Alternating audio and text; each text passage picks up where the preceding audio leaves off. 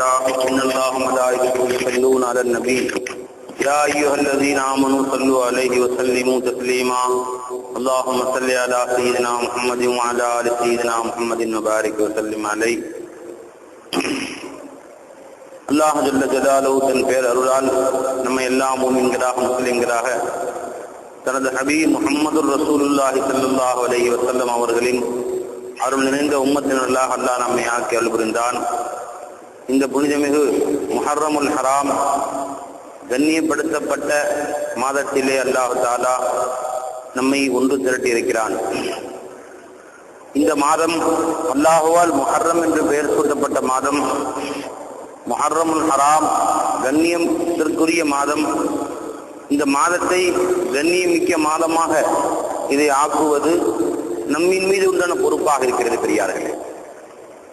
மற்றபடி அல்லாஹ் சந்தோஷப்படுத்தக்கூடிய காரியங்களை செய்து அந்த மாதத்தை கண்ணியமிக்க மாதமாகத்தான் நாம் ஆக்க வேண்டும். இது இன்றி மற்ற மதத்தவர்கள் அந்த மற்ற கலாச்சாரத்தை போன்று அந்த வருஷ பிறப்பு என்று அவர்கள் கொண்டாடுவது போன்று கொண்டாடுவது இருக்கிறது.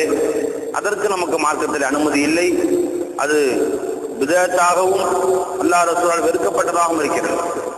ஹாலிஃபுல் முஷ்ரிகீன் ஹாலிஃபில் யஹூத வன் நஸாரா, யஹூதி நஸரானிகளுடைய செயல்களுக்கு நீங்கள் மாற்றம் செய்யுங்கள், முஷ்ரிக்கீன்களுடைய செயல்களுக்கு நீங்கள் மாற்றம் செய்யுங்கள் என்று பெருமானார் ஸல்லல்லாஹு அலைஹி வஸல்லம் அவர் உத்தரவிட்டிருக்கிறார். வஆஃபுல் லஹிய வகத்து ஷவாரிப், அவர்களுக்கு மாற்றம் செய்யுங்கள். அவர்கள் மீசையை வளர்க்கிறார்கள், தாடியை சுத்தமாக சிரைத்துக் கொள்கிறார்கள். நீங்கள் மீசையை கத்தரித்து தாடியை வளர்த்து அவர்களுக்கு மாற்றம் செய்யுங்கள் என்று பெருமானார் ஸல்லல்லாஹு அலைஹி வஸல்லம் அவர்கள் நமக்கு சொல்லியிருக்கிறார்கள். காலத்திலே எதுவும் அல்ல, அந்த காலம் நல்ல காலமாக ஆவதும் அந்த காலம் தீய காலமாக ஆவதும் உன்னுடைய செயல்களை கொண்டு தானே ஒழிய அந்த காலம் உனக்கு மகிழ்ச்சி தரக்கூடியதாக இருக்காது பெரியார்களே. எனவே காலத்தை திட்டுவதையும் பெருமானார் தடை செய்திருக்கிறார்கள். அல்லாஹ் தஆலா சொன்னதாக பெருமானார் சொன்னார்கள் ஹதீஸ குதுஸிலே, யூதீனி இப்னு ஆதம், ஆதமுடைய மைந்தன் என்னை திட்டுகிறான், யசுப்பு தஹர, அவன் என்னை வருத்தப்படுத்துகிறான், காலத்தை திட்டுகிறான், வனத்தஹர், காலமாக நான் தான் இருக்கிறேன், மாதமாக நான் தான், காலம் என்றால் மாதம், வருஷமாக நான் தான் இருக்கிறேன். அதை விரிவுபடுத்தி சொன்னால் பகலாக நான் தான் இருக்கிறேன், இரவாக நான் தான் இருக்கிறேன், காலையும் நானே மாலையும் நானே, எல்லாம் நேரமாக, மணியாக, துளிகளாக, மாதங்களாக, வருஷங்களாக நான் தான் இருக்கிறேன். அப்ப என்னை கொண்டுதான் இந்த காலங்கள் நகருகின்றன, நான் தான் அவற்றை நகரச் செய்கிறேன். நீ அந்த காலத்தை குறை சொல்வது, என்ன பேய் மாதிரி மழை பெய்யுது, என்ன இந்த மாதிரி இந்த காலம் இப்படி ரொம்ப குளிர் அடிக்கிறது என்றெல்லாம் நீ குறை சொன்னால் என்னை குறை சொன்னதுதான்.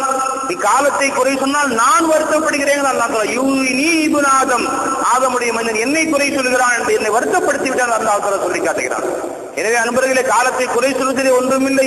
இமாம் ஷாஃபி சொல்லி காட்டினார்கள், நஈபு ஜமானனா, நாம் காலத்தை, நம்முடைய காலங்களை குறை சொல்லுகிறோம். உண்மை காலம் ரொம்ப மோசமா போச்சுங்க, ரொம்ப கெட்டு போச்சுன்னு சொல்றோம். வல்ல ஐபு ஃபீனா, குறையோ நம்மிடத்தில் தான் இருக்கிறது. ஒமா ஃபீ ஜமானினா ஐபுன் சிவானா, இந்த காலத்திலே நம்மை விட பெரிய குறை எதுவும் இல்லை. உன்னுடைய செயல்களை திருத்திக்கொள். நீ இருப்பதுதான் இந்த காலத்துல பெரிய முசீபத்தாக இருக்கிறது. அல்லாஹ்வின் கட்டளைகளுக்கு மாறு செய்தவனாக, அவன் ஏவல்களை ஏற்று நடக்காதவனாக, அவன் விலக்கல்களை தவிர்த்து கொள்ளாதவனாக நீ வாழ்கிறாயே, நீதான் இந்த காலத்திலே மோசமான காலம் என்று சொன்னார். எனவே அன்பர்களே, இந்த செயல்களின் காரணமாகவும் அதை தகுனமாக பார்த்து கருதிக் கொள்வது இஸ்லாத்தில் அனுமதிக்கப்படவில்லை. பெருமானார் ஸல்லல்லாஹு அலைஹி வஸல்லம் சொன்னார்கள், நீங்கள் செல்லுகிற வழியிலே சில பேர் சொல்லுகிறார்களே, குறுக்கே பூனை வந்தால் இப்படி ஏற்படும், ஏதாவது பாத்திரங்கள் இருந்தால் இப்படி ஏற்படும் என்றெல்லாம் சொல்லுகிறார்களே, அதெல்லாம் இஸ்லாம் அனுமதிக்கவில்லை. பெருமானார் ஸல்லல்லாஹு அலைஹி வஸல்லம் சொல்லி காட்டினார்கள், அப்படி ஏதாவது உங்கள் மனதிலே சங்கடம் ஏற்பட்டால், ஒரு செயல் ஆரம்பிக்கும் போது உங்கள் மனதுக்கு மாற்றமான செயல் ஏற்பட்டு இதன் காரணமாக எதுவும் எனக்கு ஏற்பட்டு விடுமோ என்று உங்களுக்கு அச்சம் ஏற்பட்டால் நீங்கள் சொல்லுங்கள், அல்லாஹும்ம லா கைர இல்லா கைருக் வலா கைர இல்லா கைருக் வலா இலாஹ கைருக், யா அல்லாஹ், சகலம் என்பது உன்னுடைய சகலமே என்று வேறில்லை. கைர், நன்மையை உன்னை தவிர வேறு யாரும் கொண்டு வர முடியாது. ஏனென்றால் உன்னை தவிர வேறு இலாஹ இல்லை என்று அல்லாஹ் இடத்தில் ஒப்படைத்து விட்டு இந்த காரியத்தை ஈடுபடுங்கள். நற்காரியங்களுக்கு எதையும் தலையாக ஆக்கிக் கொள்ளாதீர்கள் என்று பெருமானார் ஸல்லல்லாஹு சொல்லி காண்பித்தார்கள். என்ன அர்த்தம் அன்பர்களே? லா இலாஹ இல்லல்லாஹ் என்ற என்ன?